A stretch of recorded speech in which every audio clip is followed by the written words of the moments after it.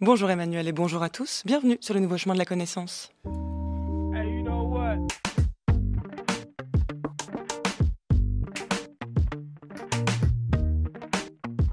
Les nouveaux chemins se demandent tous les jours si le cinéma est la forme moderne de la caverne, en compagnie de Jean Danielou, Géraldine Mosna-Savoie, Jules Salomon et Marianne Chassor, à la lecture oligarchique des textes cette semaine Jean-Louis Jacopin, à la réalisation platonicienne Nicolas Berger, avec aujourd'hui à la prise de son, Élise Le.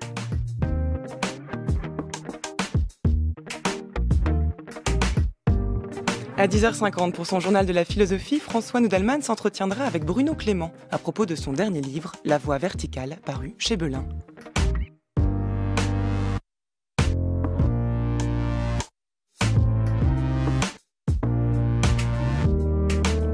Troisième temps aujourd'hui de notre semaine avec le philosophe Alain Badiou. Après avoir exploré la métaphysique du multiple lundi et réfléchi au théâtre comme événement et avènement de la vérité en compagnie de Marie-Josée Malice, avant d'évoquer Saint Paul et l'universalisme demain et de se demander où va la philosophie française vendredi avec Philippe Petit, au programme aujourd'hui La République de Platon et la traduction originale et polémique en propose Alain Badiou qui est paru l'an dernier sous le titre La République de Platon.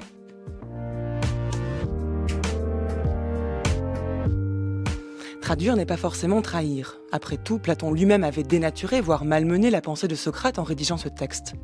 Mais lorsque Thrasymach devient un parlementaro-capitaliste, la cité idéale, le communisme et la caverne, une salle de cinéma, la question se repose à nouveau frais.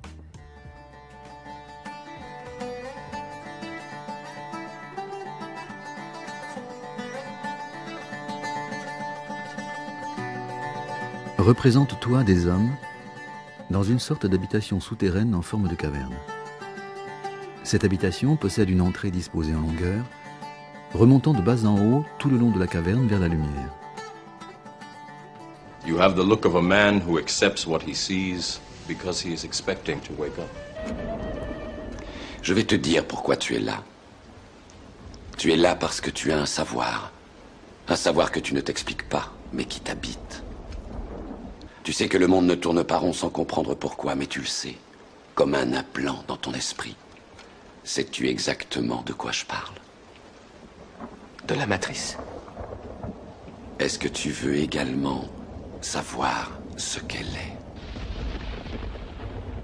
La matrice est universelle. Elle est omniprésente. Elle est avec nous ici, en ce moment même. Tu la vois chaque fois que tu regardes par la fenêtre ou lorsque tu allumes la télévision. Tu ressens sa présence quand tu pars au travail, quand tu vas à l'église ou quand tu paies tes factures. Elle est le monde qu'on superpose à ton regard pour t'empêcher de voir la vérité. Quelle vérité? Le fait que tu es un esclave, Néo. Comme tous les autres, tu es né enchaîné. Le monde est une prison où il n'y a ni espoir, ni saveur, ni odeur. Une prison pour ton esprit.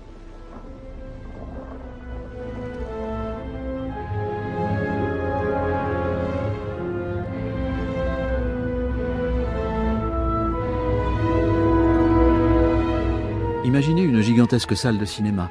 En avant, l'écran qui monte jusqu'au plafond, mais c'est si haut que tout ça se perd dans l'ombre, barre toute vision d'autre chose que de lui-même. La salle est comble.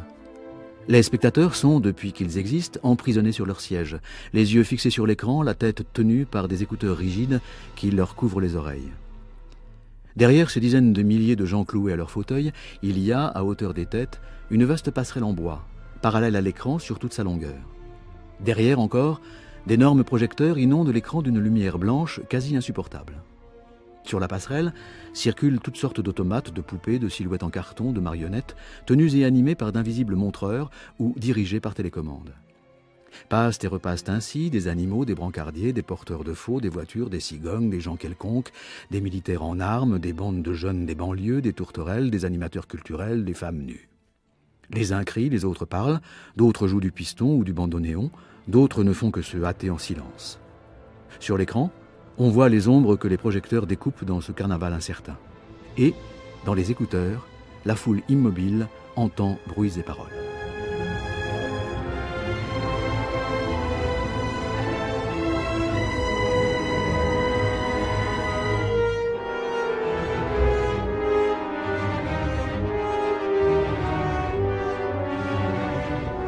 Bonjour Alain Badiou.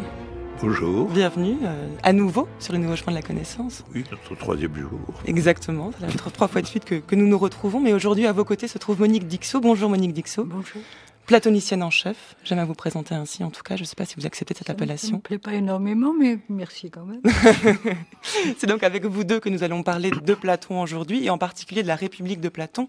On vient d'entendre un extrait de la traduction que vous proposez de la République de Platon, Alain Badiou, une traduction qui est disponible aux éditions Fayard. On y entend d'emblée que une des premières innovations de cette traduction, c'est d'avoir transposé la caverne platonicienne en salle de cinéma. Quelle est la démarche qu'il y a derrière? Est-ce une façon de moderniser le texte pour le rendre plus accessible? Mais alors, il y aurait d'autres façons de procéder. Je pense que c'est simplement partir de l'idée que le texte de Platon, en tant que texte philosophique, tel que je le comprends, par conséquent, n'est pas exactement soumis aux mêmes lois possibles que le texte purement littéraire. On comprend très bien que dans le texte purement littéraire, le respect du signifiant, pour parler un peu jargon, est quand même crucial parce que il y a des questions de style, de rythme, etc. Platon est un grand écrivain, c'est un grand écrivain de la langue grecque, mais si on l'appréhende comme philosophe, on doit attester l'universalité de ce qu'il dit en le détachant du contexte trop particulier dans lequel il peut, à telle ou telle occasion, s'exprimer. Donc c'est pas une modernisation, c'est simplement une tentative pour attester dans l'écriture elle-même de l'actualité pure et simple de Platon.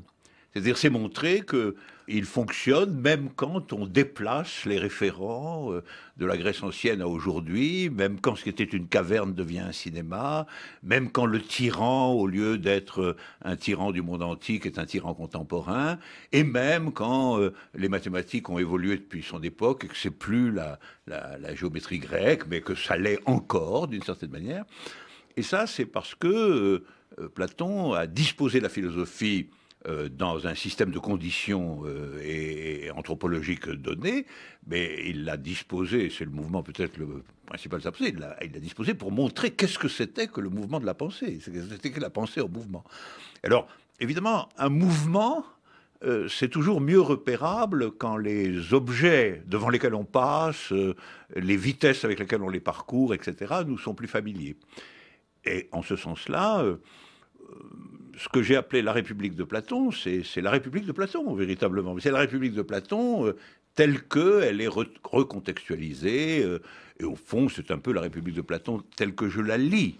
Voilà, mais c'est peut-être là qu'il faut poser la question. C'est pourquoi avoir gardé ce titre de République de Platon et ne pas avoir pris vos libertés par rapport au texte, en proposer une lecture possible, une interprétation possible. On entendait en début d'émission un extrait du film Matrix, qui propose à sa façon, de manière assez surprenante d'ailleurs, l'idée de l'homme esclave lui-même d'une entité qu'il ne connaît pas, dont le sens même et de la vie politique, de la vie en général, ne lui est pas accessible. Il est le pantin d'autres instances qui le dépassent. C'est une manière d'éclairer ce que dit Platon, certes de manière réductrice, mais ça fonctionne. Pourquoi retraduire un texte qui existe déjà, si c'est pour redire la même chose? Précisément, mon intention n'est pas de produire une interprétation nouvelle. Voilà. Mon intention, peut-être perverse, je ne sais pas, mais c'est de ne pas produire une interprétation, justement. C'est de montrer que l'actualité de Platon, c'est l'actualité de Platon, c'est l'actualité de sa pensée, et en un certain sens, par conséquent, aussi de son texte. Et c'est pour faire vivre l'actualité de ce texte, réanimer l'actualité de ce texte, que je le respecte à ma manière. Je le respecte en le maltraitant pour part, mais cette maltraitance, c'est une figure de respect. Et vous voyez, l'opération n'est justement pas d'ajouter une interprétation. Bon, on sait, on a dit, on a répété que toute l'histoire de la philosophie, c'était des notes en bas de page des dialogues de Platon. Je voulais faire autre chose que des notes en bas de page. Voilà, je voulais faire des pleines pages, si vous voulez, pas des notes en bas de page. Et alors, pour faire des pleines pages, eh bien, il faut à la fois que, dans l'entreprise qui est la mienne, il faut à la fois que ce soit le texte de Platon, que ce soit la République de Platon, après tout, elle est quand même suivie, fragment après fragment, dans le devenir du texte. Son mouvement général est le même, on peut le démontrer. Et que cependant, ce soit la République de Platon telle que, en tant qu'objet, en tant que texte, elle a été déplacée dans un contexte différent. Donc c'est plutôt un rapport de texte à contexte qu'une traduction ou une reprise. Et le but poursuivi, c'est uniquement de me mettre au service, de cette manière un peu particulière, de l'idée que Platon est notre contemporain. Voilà, que la philosophie de Platon est une philosophie contemporaine. Monique Dixot, vous qui avez non seulement travaillé sur Platon, qui travaillez toujours sur Platon, qui l'avez traduit, comment recevez-vous cette démarche de traduction de la part d'Alain Badiou ? Est-ce que, selon vous, il n'y a effectivement aucune entreprise d'interprétation, quand bien même une certaine liberté est prise par rapport au texte original ?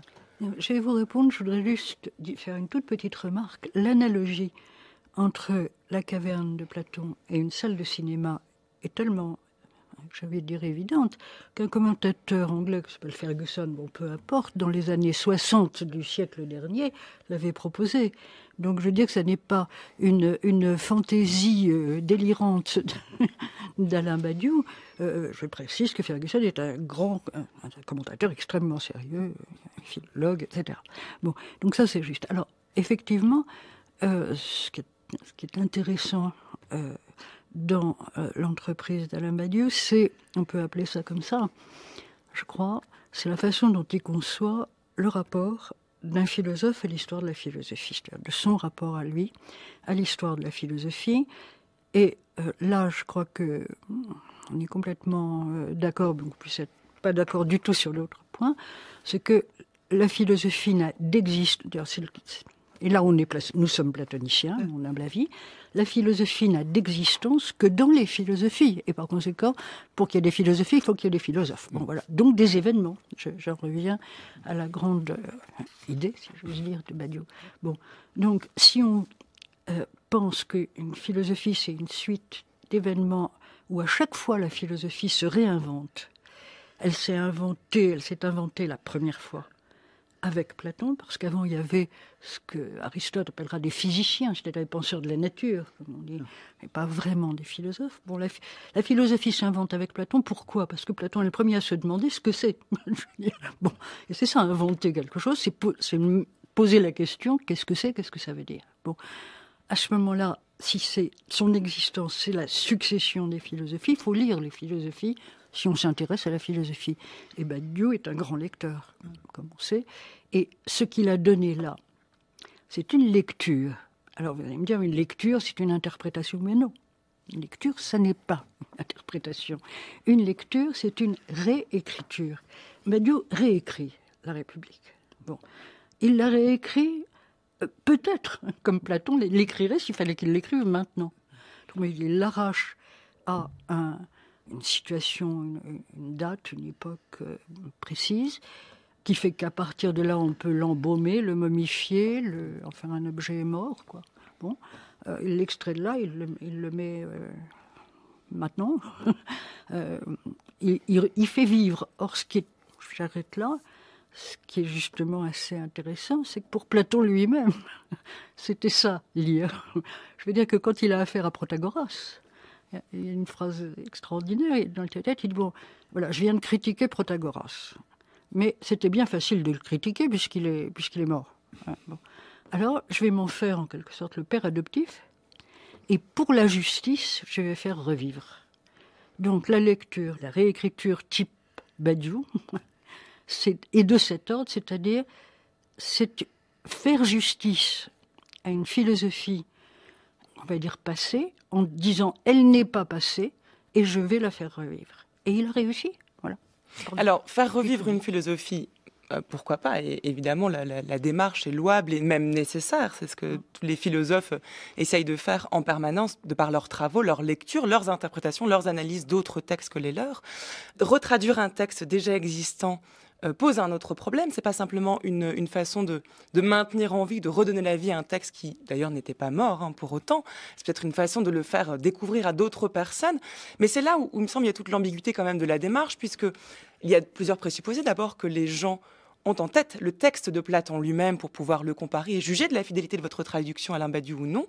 Et deuxièmement, que l'intention qui est la vôtre dans votre travail de traduction soit la même que celle de Platon. Ça demande une fidélité absolue au texte. Et ça, est-ce que vous la revendiquez, vous, Alain Badiou ? Oui, c'est-à-dire que lorsque je réécris, pour reprendre l'expression qui me convient tout à fait que propose Monique Dixot. Lorsque je réécris La République de Platon, il est absolument certain que ce geste a une double fonction. Alors, je voudrais faire un petit détour par un élément particulier de ma philosophie pour éclairer cette affaire-là. Je soutiens, à propos des vérités, je soutiens que à la fois elles prennent naissance de façon événementielle dans des contextes qui sont nécessairement particuliers, comme tout événement, et que cependant elles ont une certaine universalité.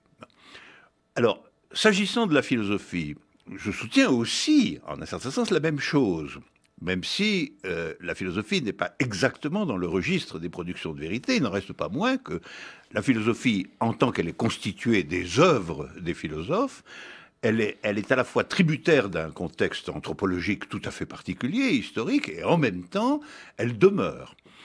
Mais ce demeurer, à mon avis, comme c'est le cas pour les vérités, peut et doit souvent prendre la forme d'une résurrection. Parce que il y a aussi des procédures de momification, c'est-à-dire des procédures qui consistent à traiter ce qui est passé comme mort, y compris si c'est un mort qu'on respecte, dont on fleurit la tombe et dont on prétend s'inspirer par héritage ou par tradition. La résurrection, c'est autre chose. C'est une opération qui restitue à la vie le texte lui-même, et cette restitution à la vie ne peut pas se faire par sa pure et simple conservation, parce que précisément la conservation, c'est une momification.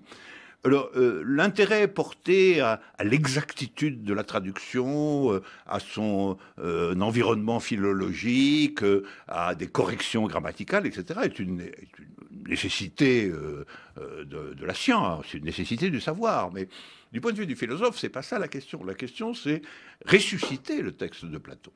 Parce que pratiquement toutes les tendances qui se sont présentées comme novatrices de la philosophie au XXe siècle ont été antiplatoniciennes de façon explicite. Elles sont toutes aristotéliciennes. Tout le monde s'est référé à Aristote en réalité et a condamné Platon en lui accolant un certain nombre d'interprétations et d'adjectifs qui étaient dépréciatifs. C'est le cas des tendances les plus opposées. C'est-à-dire que Heidegger est constitutivement antiplatonicien, puisque c'est là que commence l'oubli de l'être, mais les marxistes eux-mêmes étaient absolument antiplatoniciens, puisque dans le dictionnaire de l'Union soviétique, il était défini comme idéologue des propriétaires d'esclaves. C'est sa définition canonique. Et que de toute façon, il était, alors là aussi depuis Kant, si on ne remonte pas plus loin, le paradigme même du dogmatisme. Tout cela, je le rappelle parce que contre ce genre d'enterrement, qui, quand ils sont académiques, sont des enterrements solennels et circonspects, et quand ils sont dans le combat idéologique, ont été quand même une manière de jeter Platon à la poubelle. Contre cela, effectivement, il faut des opérations un peu radicales. Il ne suffit pas d'ajouter une interprétation ou de s'installer dans une position défensive. Il faut réellement restituer la chose elle-même par une opération qui soit prend, comme c'est le cas pour Monique Dixot, la ligne d'une relecture véritable et qui nous met au pied de la lettre du Platon authentique, soit de mon entreprise un peu différente, mais accordée en un certain sens, qui est de tenter de ressusciter le texte et de le faire vivre dans des paramètres différents de sa simple transmission.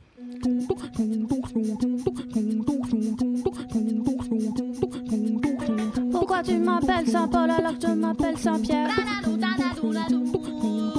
Pourquoi tu m'appelles Ovule alors que je m'appelle Ovaire?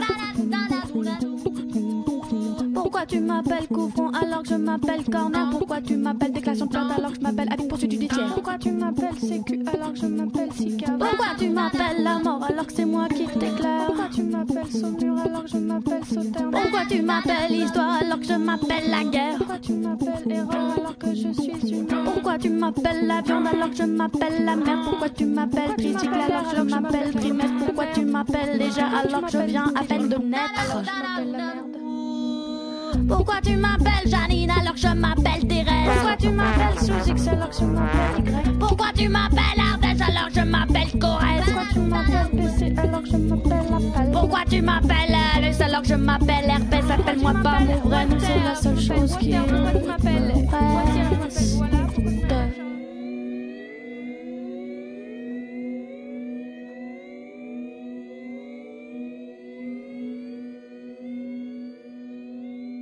Vous êtes d'accord l'un et l'autre, donc je vais bien devoir trouver une troisième voie pour essayer soit de vous départager, soit pour vous permettre d'expliquer mieux vos positions, parce que Monique Dixot, donc, vous louez ce projet en ceci qu'il fait revivre Platon, lui donne une nouvelle vie. Sa vie. Sa vie, très bien. Vie. Donc en cela, évidemment, cette démarche est louable. Alain Badiou, vous, également, vous inscrivez dans cette perspective-là pour essayer de maintenir en vie ce texte, mais pour l'un et l'autre, vous y trouvez votre compte, il y a quand même autre chose, c'est-à-dire que vous, cette réécriture de Platon, Alain Badiou, vous avez dit, à partir de votre système, voilà comment les choses font sens. La vérité, les vérités ont des conditions historiques d'apparition, d'avènement, il faut pouvoir les susciter pour que cette vérité soit à nouveau entendue. Est-ce que du coup, pour vous, réécrire cette République de Platon n'était pas aussi un moyen de nourrir votre propre système, de vous servir de ce texte pour venir étayer votre pensée par ailleurs? Oh, ça, j'aurais du mal à me défendre sur ce point. Bien évidemment, lorsque vous vous livrez à une opération de résurrection, c'est au service de votre propre vie, finalement. Hein. Ça, c'est sûr. Et de manière générale, je pense que c'est au service de la vie contemporaine de la philosophie, telle que j'y contribue avec d'autres, que je crois absolument nécessaire la résurrection du texte platonicien, ou en tout cas la remise en scène de la philosophie platonicienne, autrement que dans cette tradition accablante quand même, qui commence dès le 19e siècle en particulier. Mais je voudrais ajouter un point. Ceci va évidemment donner, y compris avec Monique Dixot, un certain nombre de contradictions. Un certain nombre de contradictions qui tiennent alors aux opérations de résurrection elles-mêmes, si je puis dire.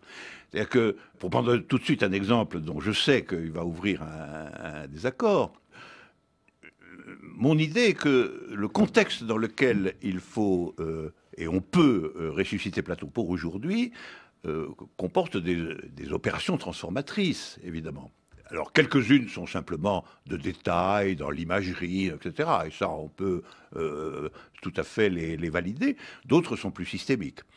La principale a été de transformer, en quelque sorte, ce qui, à mes yeux, subsiste d'aristocratisme dans la conception que Platon se fait du rapport aux vérités, c'est-à-dire de la capacité d'avoir rapport, d'entrer dans le mouvement des vérités, conception élitaire, de l'universaliser au sens strict, c'est-à-dire de dire que tout le monde en est capable.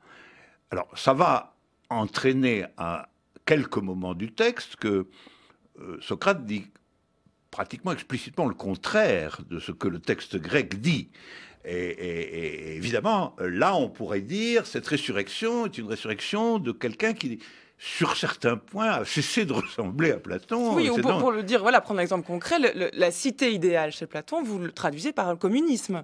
Oui, mais ça, c'est pas encore le point, parce qu'après tout, Platon est communiste. Il était revendiqué, y compris par les ouvriers communistes du 19e siècle, comme un de leurs ancêtres. La communauté des égaux, tout ça, tous ces thèmes-là, étaient des thèmes qui se présentaient explicitement comme des thèmes platoniciens déformés. Simplement, le communisme de Platon est un communisme réservé à un groupe restreint. C'est le communisme des gardiens.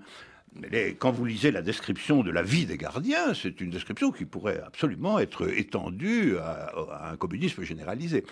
Donc là, c'est une opération de dilatation, si vous voulez. Alors, il y a un certain nombre d'opérations de ce genre-là qui, effectivement, sont, à mon sens, nécessaires pour ne pas exposer le Platon ressuscité à des objections trop faciles. C'est comme le passage sur l'eugénisme, le meurtre des enfants difformes, etc., etc.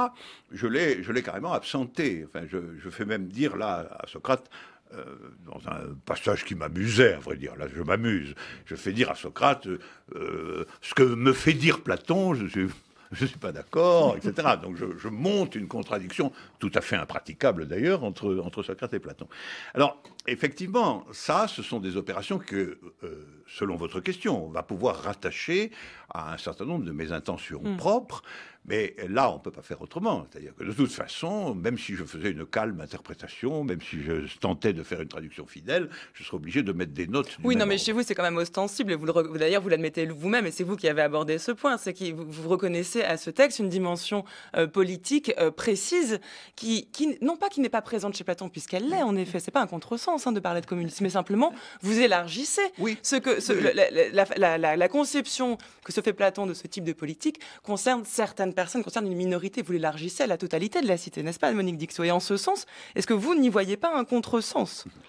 Alors, un contresens, c'est pas ça. Badiou sait très bien que ça veut dire que le texte dit le contraire de ce qu'il traduit. Bon, mais si vous voulez, je voudrais juste bien être clair là-dessus.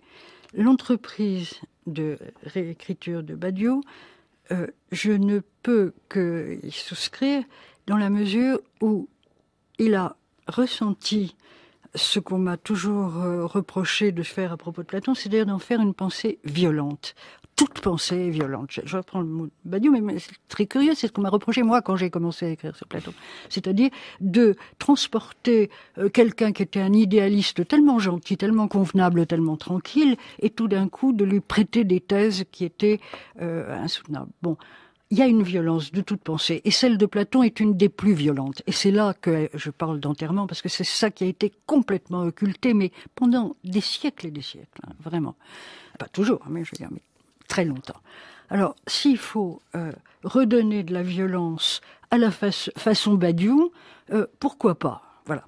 Deuxième point, alors là, en revanche, si on prend, et là, c'est pas un problème de traduction, c'est un désaccord de Platon avec, de Badiou avec Platon et de Platon avec Badiou aussi, après tout, sur l'aptitude, si j'ose dire, à philosopher. Alors justement, chez Platon, il n'est pas question d'aptitude ou de capacité. Platon ne dit pas qu'il y a des gens qui ne sont pas capables. Non. Mais ce qu'il dit, c'est que dans leur âme, et alors là c'est le second point de désaccord, puisque Alain Badiou traduit par sujet, qui en grec se dit âme, je reviendrai là-dessus, c'est que dans leur âme, le désir de comprendre ce qu'il en est en vérité, si vous voulez, c'est-à-dire de penser, on va dire ça comme ça, est plus fort que tous les autres, alors que, je ne vois pas comment, à l'époque où nous pourrions le contredire, alors que chez la plupart des autres hommes, c'est le désir d'avoir de l'argent qui l'emporte. Chez certains, le désir d'avoir du pouvoir. Bon, alors ça peut se discuter, mais c'est comme plus d'hommes pour le pouvoir, plus d'hommes pour l'argent. Là, Platon et Nietzsche ne seraient peut-être pas d'accord, mais en tout cas, ce qu'il y a sur les deux. Mais le désir de comprendre, ça, c'est réservé. C'est ça l'aristocratisme de Platon. Donc ça n'est pas du tout une inégalité physiologique ou intellectuelle. Bon, c'est le fait que chaque homme est dominé par son désir. Il y a une très jolie phrase où Platon, mais qui dit, pour connaître quelqu'un, il faut voir par où passe son désir, le chemin que ça suit, son désir. C'est quand même une jolie phrase. Par où ça va, où ça le conduit. Bon, tout le monde n'est pas conduit de la même façon. Alors, Alain Badiou a décidé que tout le monde était aussi, si j'ose dire, ou pouvait être, en tout cas, dominé par le désir de comprendre. Donc tout le monde pouvait être philosophe. Il faut remarquer qu'à ce moment-là, Socrate baisse la voix, singulièrement. Bon, dans votre traduction. Donc, il dit ça prudemment, peut-être parce qu'il pense que Platon, justement, ne serait pas du tout d'accord. Bon, et moi, pas davantage. Alors, je pense aussi que cette possibilité, ou cette... après tout, là, c'est bien le seul point où vous êtes, Alain Badiou, aristotélicien. Tout homme désire naturellement connaître. Ben non, pour Platon, ça n'est pas vrai du tout. Ça tient aussi au fait que à votre traduction par sujet. Moi, ce qui me gêne beaucoup, nous en avons déjà parlé, c'est qu'un sujet, en tout cas en français, ça peut être un objet. On parle d'un sujet de dissertation, d'un sujet d'examen, d'un sujet d'expérience, etc. Le terme en tant que tel n'a aucun lien avec la vie, la mort et le désir. Voilà. Enfin, le désir depuis là, d'accord. Mais enfin, la vie, la mort, là, je crois pas. Mais justement, je crois que si on traduit âme par sujet, ça permet beaucoup des infléchissements ensuite, parce que s'il est question du combat de désir, L'âme, c'est un lieu de conflit chez Platon. Les désirs se bataillent. Bon. Et puis, il y a toujours un qui l'emporte, mais celui auquel on donne qui prend le plus de force à ce moment-là. Bon, si l'âme est un conflit de désirs, à ce moment-là, il faut traduire par âme, parce que le sujet soit un conflit de désir, ça le met tout de suite dans une position psychanalytique. Je veux dire, voilà, ça me gêne réellement. Donc les deux choses sont très liées. Chez Platon, non, tous les hommes ne peuvent pas devenir philosophes, et deuxièmement, parce que leur âme ne prend pas le même chemin. Voilà, mais ces deux choses ne sont pas des détails, Alain Badiou, puisque, en effet, la question qui se pose, c'est de savoir comment fonder un communisme là où disons, l'éclairage philosophique ne revient qu'à une minorité. C'est un paradoxe dans les termes, donc vous élargissez le... Oui, je l'élargis. Les deux opérations, c'est-à-dire transformer âme en sujet et surmonter l'aristocratisme platonicien, sont absolument liées. Elles sont liées dans l'objection de Monique Dixot, mais elles sont absolument liées dans ma propre entreprise. Il y a un premier point que je voudrais dire, c'est que pour moi, je n'enregistre pas exactement le désir comme un destin. C'est-à-dire ce qui quand même est sous-jacent à la présentation que fait Monique Dixot, parce que ce que je soutiens, c'est lié à la théorie de l'événement, c'est que des événements existentiels ou historiques peuvent réorganiser la subjectivité, y compris la subjectivité désirante. À partir de quoi je maintiens que, de ce point de vue-là, on peut prononcer que tout homme est capable d'être dominé par le désir de l'idée ou le désir de connaître, ce qui ne veut pas dire que tous les hommes empiriques sont dominés par ce désir, absolument pas. Mais ça veut dire que cette capacité est inhérente à l'existence humaine en tant que telle. Et elle peut être réorientée par une rencontre, par ce que d'ailleurs, à vrai dire, Platon ne cesse de dire, puisqu'il ne cesse de dire que, en effet, ceux dont le désir apparemment n'est absolument pas dominé par ça, une rencontre, un événement, une circonstance, la rencontre d'un maître, par exemple, d'un vrai maître, peut les réorienter de ce côté. Donc cette universalité est une universalité de principe, pas une universalité empirique. Et elle suppose aussi qu'il y ait derrière la théorie de l'événement, de la rencontre, il y a la capacité pour le désir de n'être pas un destin. C'est le premier point. Et pour dire cela, je pense que âme ne me convenait pas. Alors, j'entends bien ce que dit Monique Dixot, mais dans l'écrasante tradition religieuse, âme est aussi devenue un objet. Peut-être plus que sujet, à vrai dire. L'âme, c'est devenu ce qui se distingue, se sépare du corps, et le corps étant un objet, l'âme est aussi objectivée en tant que dans son vis-à-vis, en quelque sorte, avec le corps, dans sa séparation. Et en plus, elle est finalement la partie spirituelle, la partie qui a vocation d'aller à la survie, tandis que sujet est, si je puis dire de ce point de vue-là, à peu près neutre. C'est vrai qu'il n'a pas les prédicats existentiels que âme peut avoir ou qu'on peut ressusciter chez Platon, mais c'est vrai aussi que sujet du désir, c'est une conception tout à fait ouverte aujourd'hui. Voilà pourquoi les deux opérations sont liées.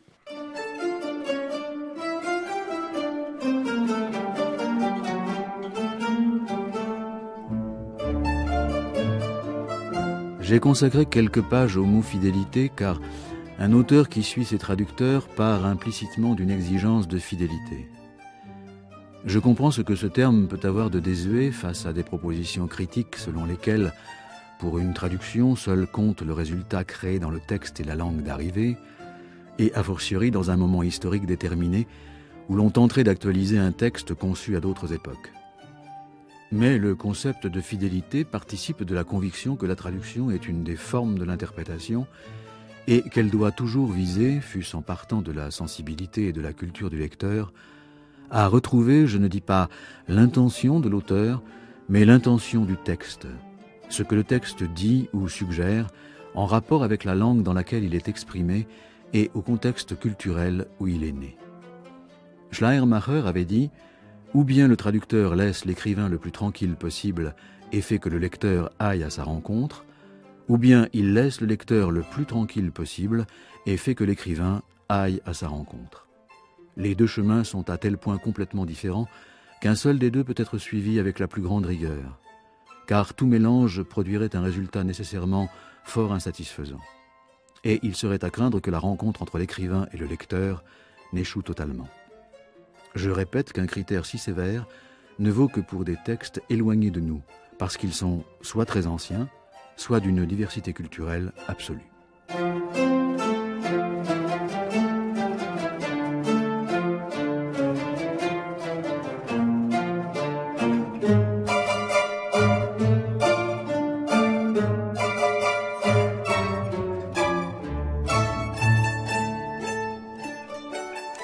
C'est Umberto Eco qui écrit dans son Dire presque la même chose que ou bien le traducteur laisse l'écrivain le plus tranquille possible et fait que le lecteur aille à sa rencontre, ou bien il laisse le lecteur le plus tranquille possible et fait que l'écrivain aille à sa rencontre.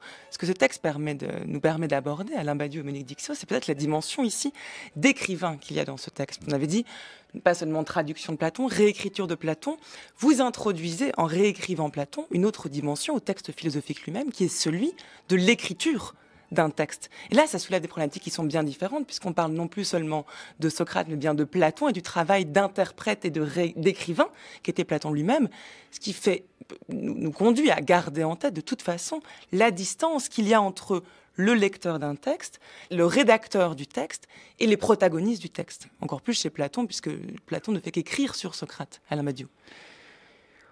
Oui, c'est-à-dire que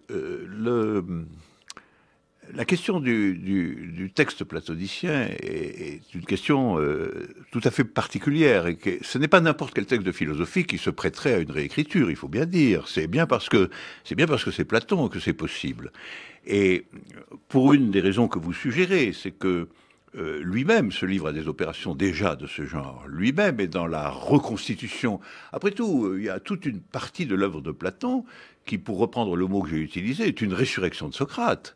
Véritablement. C'est-à-dire une résurrection de Socrate, va-t-on savoir si c'est une transcription de ce qu'il a dit ou de ce qu'il n'a pas dit, est-ce qu'il y a une réinvention, etc. Donc c'est une philosophie qui est déjà, au niveau de son écriture, une philosophie à personnage. Et en fin de compte, si je fais aussi passer Platon dans le texte de la République de Platon, c'est un peu dans le même sens. Monique Dixot disait tout à l'heure qu'y compris le rapport de Platon aux sophistes et de les ressusciter finalement, de les susciter et de les ressusciter. Donc il s'agit là aussi de susciter ou de ressusciter le texte, et Platon ouvre à cette possibilité pour une raison, à mon avis, absolument fondamentale. C'est que la philosophie suppose un mouvement désirant et réel de la pensée. Elle n'est pas quelque chose qui peut se résoudre à l'adoption des conclusions d'un texte. C'est absolument impossible. Donc le texte lui-même doit être constamment animé, et c'est le sens profond de ce que Monique Dixot rappelait tout à l'heure, à savoir la thèse platonicienne selon laquelle la philosophie a une destination fondamentale qui est vivante et orale. Et le procès de l'écriture est un procès tout à fait légitime dans le cadre de Platon, parce que la pensée est mouvement subjectif, effectif, réel, qui se passe dans un moment déterminé. Alors quand on réécrit la République de Platon, d'abord c'est animé par ce que j'appelle les 4 conditions de la philosophie. C'est animé d'abord par mon amour profond de ce texte. Il faut bien dire que cette entreprise terrible qui m'a retenu plusieurs heures par jour pendant 6 ans, et elle était animée d'abord par un amour très profond et très lointain pour ce texte singulièrement. C'est animé évidemment par la politique, on en a parlé tout à l'heure. Comment faire pour que le platonisme ne soit pas un aristocratisme, mais un communisme véritable? C'est animé par la question de l'art, parce que je révise un tout petit peu, de manière à mieux la faire comprendre, le problème de la poésie. Enfin, je modifie un tout petit peu, non pas tant les conclusions socratiques que leur présentation, en faisant vivre le fait que ce conflit ou cette rivalité avec la poésie est aussi une permanente instruction par la poésie, en réalité. Et puis, c'est aussi évidemment la question de la science, puisque je modernise les références mathématiques.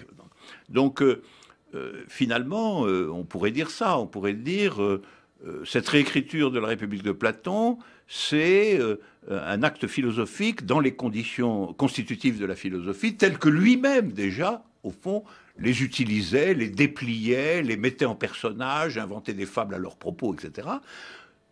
Sur un versant de la chose. L'autre versant étant que, comme c'est l'amour d'un texte, il faut aussi que cet objet soit présent. Et alors il est présent, il est omniprésent malgré tout. C'est-à-dire on peut, dans n'importe quel passage de ce que j'ai écrit, voir comme en filigrane, ou un peu dans une sorte de lointain, ou quelquefois dans une grande proximité, on peut quand même voir finalement le texte de Platon ressuscité, réanimé ou théâtralisé. Bah, voilà, théâtralisé. Donc ça d'ailleurs, c'est une question qu'on peut vous poser. Pourquoi, tout simplement, si le but était de rendre vie à ce texte et d'essayer de faire entendre une certaine voix, pourquoi avoir fait une nouvelle traduction, non pas simplement une pièce de théâtre, puisque vous êtes par ailleurs dramaturge à la Badiou? Je l'ai rapproché d'une pièce de théâtre, je l'ai rapproché beaucoup d'une pièce de théâtre, et d'ailleurs, il y aura des entreprises de jouer au moins des fragments de cette République sur la scène, ce qui me fera plaisir, parce que je pense que le grand démêlé de Platon avec le théâtre se termine par une représentation de la République serait une chose, serait une justice rendue, une justice paradoxale, mais une justice quand même. Et c'est qui du coup, voilà, déplacerait la discussion quant à l'avènement de ce texte sur scène incarné à travers des personnages, puisque là, si on en reste à la traduction elle-même, quand même, Monique Dixot, ces légers changements dont nous avons parlé, enfin, vous avez qualifié comme tel, hein, le fait de la traduction nouvelle de concepts fondamentaux, le fait que âme devienne sujet, que Dieu devienne grand autre. Est-ce que d'accord, la démarche, on en a parlé, vous êtes d'accord, j'ai compris. Mais comme vous disiez, oui, fidélité absolue, il n'y a pas de contresens. Évidemment, bien sûr que Alain Badiou connaît parfaitement le texte et que la démarche est pleinement justifiée. Alors, cela dit, on ne peut pas passer sous silence quand même. Deux choses. Juste une petite remarque, pourquoi il en a fait une traduction, pas une pièce de théâtre? J'ai envie de dire parce que les personnages, on a mis même les dialogues, quelquefois la traduction, il y a une dame qui était professeure de philosophie qui a mis en scène pratiquement tous les dialogues de Platon à un moment. Hein. C'était catastrophique, absolument catastrophique. Mais pourquoi? Parce que j'ai toujours trouvé l'expression de Deleuze remarquable et très utile, parce que les personnages de Platon, si on les laisse tels quels, ne sont pas des personnages, ce sont ce que Deleuze appelle des personnages conceptuels. Et un personnage conceptuel, c'est pas un personnage de théâtre. Voilà. Bon. Alors là, c'est pas là-dessus que je voulais répondre. Vous dites, ou bien c'est une traduction, ou bien c'est une adaptation, etc. Mais qu'est-ce que vous croyez que c'est une traduction? Je veux dire, bien sûr, j'ai traduit seulement un dialogue, et pour cause, j'y ai mis 3 ans. Mais dès que j'écris sur Platon, je retraduis tous les textes dont je parle. C'est une entreprise impossible. Voilà. Vous faites ce que vous savez être impossible tout le temps. Et quand il s'agit du grec, de ce grec-là, je traduis le phédon. Il y a logos tout au long. Comment je traduis logos? C'est raisonnement, c'est ce que j'ai fait, c'est lamentable. Raison, discours, c'est lamentable, mais il n'y a pas mieux. Je veux dire, enfin, le français n'étant pas du grec, il y a des choses absolument intraduisibles. Et quand vous passez dans certains termes français, certains termes grecs, vous les faites changer de monde, et quelquefois, alors là, pour le coup, vous êtes en plein contresens. Alors, quand on s'entend des problèmes, pardonnez-moi, mais des problèmes de traduction, bien sûr, sauf que la discussion que nous avons ne concerne pas des problèmes de traduction. On l'a dit tout à l'heure, en remplaçant cité idéale par communisme, en élargissant l'idée du communisme, ce qui montre bien à la Badiou, c'est que derrière, il y a une idéologie que vous faites passer. Là, on n'est plus dans une entreprise de traduction. On peut même y voir un outil de militantisme ici. Oui, non, ça je suis d'accord, mais là, ça pose quand même un problème. Un sujet, je voulais dire que simplement aucun des deux termes ne convient. Si vous entendez psyché en grec, voilà, c'est tout. Hein, c'est un souffle, c'est un mouvement d'auto-mouvement, d'auto-animation, etc. Bon, et qui peut cesser. Le vrai problème, c'est pourquoi le vrai problème, c'est sa mort avant tout. Bon, alors maintenant sur l'aristocratisme, alors là je suis d'accord avec vous, et moi je pense, là je suis désolée, c'est nietzschéenne que je redeviens. Nietzsche disait que le socialisme, ce qu'on appelait le socialisme à son époque, 1870, le socialisme, c'est un avatar du christianisme. Et je pense que là, Badiou, qui critique le moralisme, il y a un vieux fond, chrétien, qui est que, c'est pas bien d'être aristocratique. Moi, je trouve que c'est très bien. Alain Badiou, on terminera sur cette idée-là, sur cette dimension idéologique du texte. Il serait malhonnête de la passer sous silence. Personnellement, je ne crois pas du tout que communisme signifie une égalité de fait. Et donc, au fond aristocratique, je le suis aussi à ma manière, sans aucun doute. Simplement, je pense que, y compris l'aristocratisme platonicien tel que je le conçois, réserve l'idée que, en définitive, n'importe qui, en réalité, peut être gardien. Voilà. C'est-à-dire n'importe qui, non pas n'importe qui est là, mais n'importe qui potentiellement.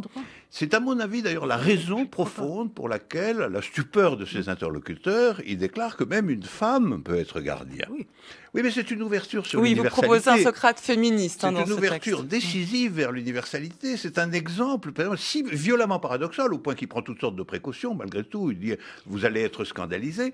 C'est un emblème symbolique qui signifie qu'en définitive, on ne peut pas savoir d'avance qui peut être gardien ou pas.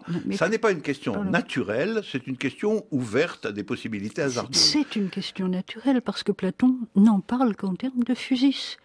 C'est bien, j'ai écrit 400 pages là-dessus, je peux vous le garantir. Mais bien sûr, bien sûr. Et précisément, il s'agit de différences de nature à partir d'une certaine structure de cette nature, si j'ose dire, ou nature de cette nature, si vous préférez. On peut universaliser, mais on ne peut pas universaliser. On ne peut pas dire, chez Platon, il le dit violemment, pour le coup, dans le Phédon, on ne peut pas dire qu'une âme vaut une seule âme. Pour lui, ça, c'est pas possible. Une âme en vaut une autre. Mais quand vous interprétez l'âme en termes de la désir... psyché, voilà, on va dire. Voilà. Quand vous interprétez l'âme en termes de désir, on retombe sur la discussion de tout à l'heure. L'irréversibilité ou le caractère de destin du désir n'est pas une thèse qu'on puisse enraciner définitivement dans Platon. Parce que pour Platon, on ne peut pas remonter Enfin, si on peut, vous me le direz, mais moi, j'ai pas réussi, c'est pour ça que c'était mon problème. On ne peut pas remonter au-delà de la nature d'abord, déjà, de quelque chose, de la beauté ou de la justice, etc., puisque la nature, c'est leur essence. Physis égale ousia, c'est la même chose. Et même chose pour un homme, il est comme il est, voilà. Et là, il n'y a pas de raison. Non, mais l'éducation peut le transformer. La rencontre d'un maître peut le transformer. Oui, mais à partir de la Et donc, on doit admettre qu'il est capable de vérité comme tout un chacun. Toute action chez Platon trouve sa limite dans la possibilité de pâtir de cette action. C'est chez la chose sur laquelle on agit. On voit donc que l'entreprise de traduction est aussi une entreprise de transformation dans une certaine mesure. Merci beaucoup Monique Dixot et Alain Badiou d'être venus nous parler de Platon aujourd'hui.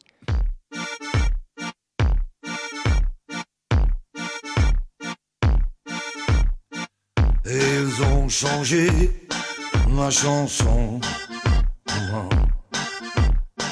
Ils ont changé ma chanson. C'est la seule chose que je peux faire. Et c'est pas bon. Et ils ont changé ma chanson.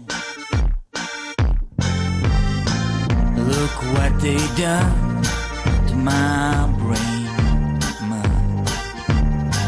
Look what they done to my brain. Well, they picked it like a chicken bone, and I think I'm half insane. Look what they done to my son. Ils ont tradé ma chanson. Ils ont trahi ma chanson. Ce n'était rien qu'une chanson, mais c'était ma chanson. Ils ont changé ma chanson. Oh! Vous écoutez France Culture, les nouveaux chemins de la connaissance. Il est l'heure de retrouver, comme tous les jours, François Nudelman pour le journal de la philosophie. Bonjour François. Bonjour Adèle. La philosophie s'est interrogée sur le rapport entre la pensée et la parole, mais plus rarement sur la voix elle-même. Pourtant, les textes des philosophes sont souvent hantés par une voix. Bruno Clément y prête une oreille très fine dans La Voix verticale, parue chez Belin.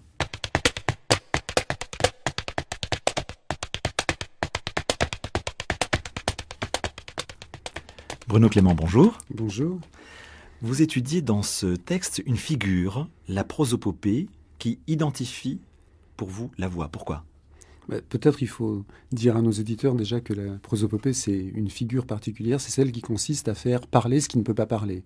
Les morts, les objets, les disparus, des entités abstraites, les lois, la morale, etc. Alors, c'est une affaire un peu curieuse. Prosopopée, si on s'en réfère à l'étymologie, ça veut dire fabrication d'un visage. Mais il se trouve que l'usage en a décidé un peu autrement et qu'on associe toujours à ce visage ou à ce personnage qu'on a créé la voix de ce visage ou de ce personnage. Alors il m'a semblé que c'était un enjeu qui était effectivement très important si on voulait saisir un certain nombre de problèmes qui se posent de façon récurrente à deux disciplines qui sont proches mais qui en même temps sont distinctes, à savoir la littérature et la philosophie. Et effectivement, la littérature, la voix ne lui fait pas tellement question, elle utilise la voix de façon ordinaire, c'est son précaré presque, et la philosophie, elle essaie de penser la voix et toujours elle bute sur quelque chose qui résiste. Voilà, c'est cette résistance qui m'a intéressé et que j'ai voulu scruter. D'ailleurs, votre corpus mêle philosophie et littérature. Vous travaillez aussi bien sur Platon, Augustin, Rousseau, Beckett, Sarraute, Foucault, Lévinas, Derrida, à chaque fois pour saisir, justement, pour entendre cette voix qui parle, une autre instance dans un texte, et de manière souvent directe, sans médiation. Voilà. La voix surgit telle qu'elle, mais d'où ?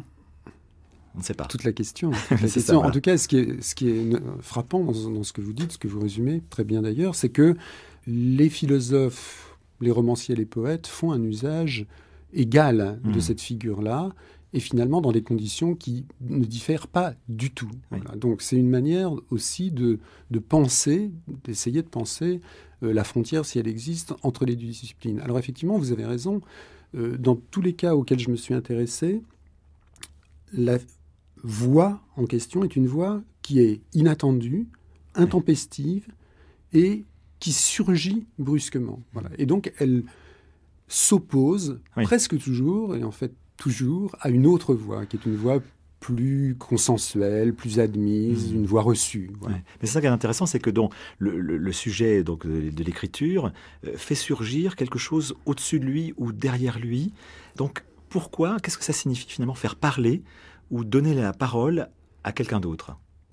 Alors ça indique une direction, indiscutablement. Vous venez de dire c'est derrière lui ou au-dessus de lui. Alors la voix verticale, ça indique que je me suis surtout intéressé au cas où la voix était effectivement au-dessus d'eux.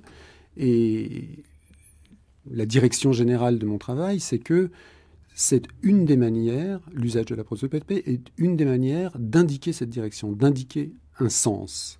Il est très variable selon les philosophes ou selon les écrivains, bien sûr. Mais à chaque fois, cette voix qui surgit, et soit qui va vers le haut ou qui vient du haut, elle indique ce qui est mieux par rapport à ce qui est reçu ou à ce qui est déjà. Oui. Alors c'est une tentation aussi, évidemment, pour la prosopopée, pour l'historien qui donne voix à ceux qui n'en ont plus. Vous le montrez, notamment avec Foucault, le premier Foucault. Oui.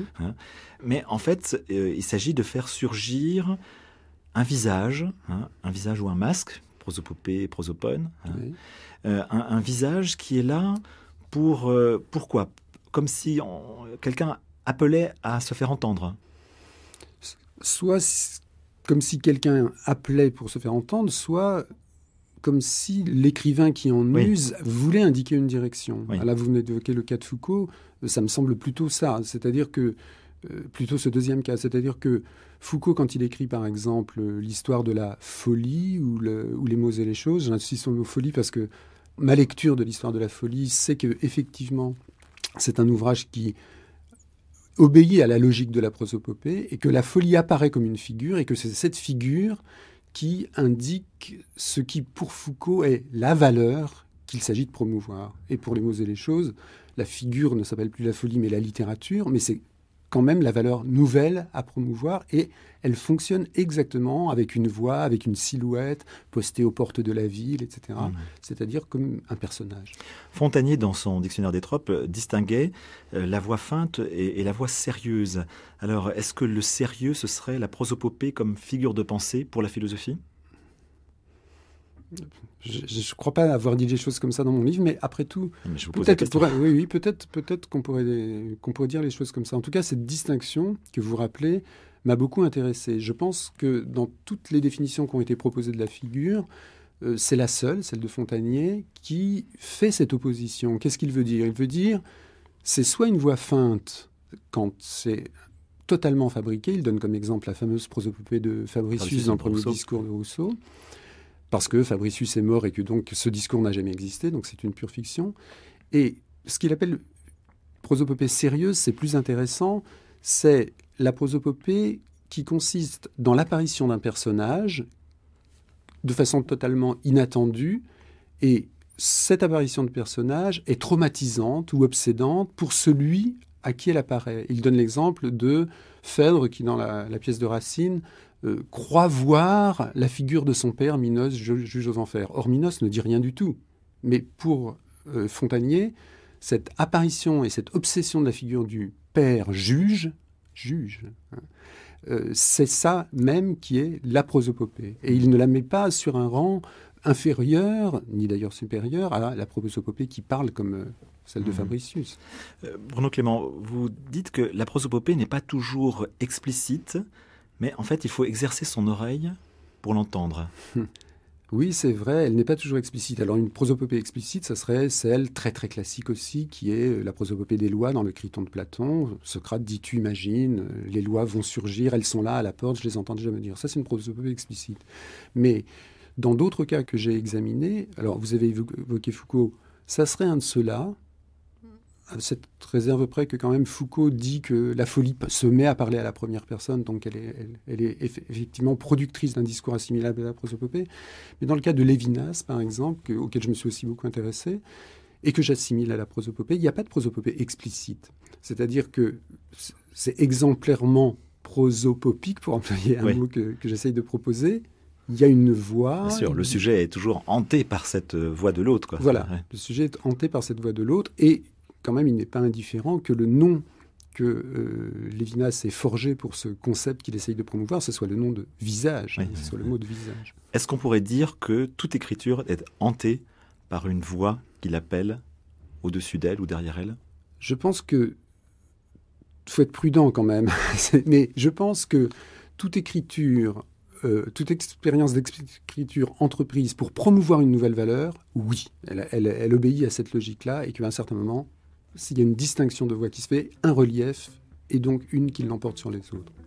Merci Bruno Clément pour ce livre très dense, très riche, La Voix verticale, paru aux éditions Belin. Vous pouvez retrouver et télécharger le journal de la philosophie sur le site de franceculture.fr. Merci François. Les nouveaux chemins touchent à leur fin, mais pas d'inquiétude, on se retrouve demain pour la suite et fin de cette semaine passée en compagnie du philosophe Alain Badiou.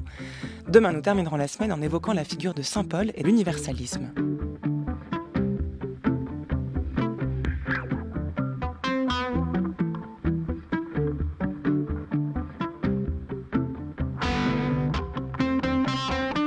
D'ici là, si vous voulez réécouter cette émission, rendez-vous sur le site de France Culture, franceculture.fr à la page des Nouveaux Chemins.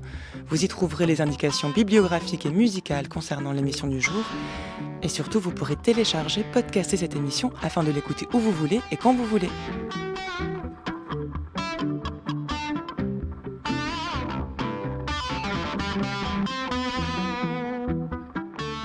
Et enfin, un grand merci à Jean-Louis Jacopin dont la voix nous accompagne toute cette semaine.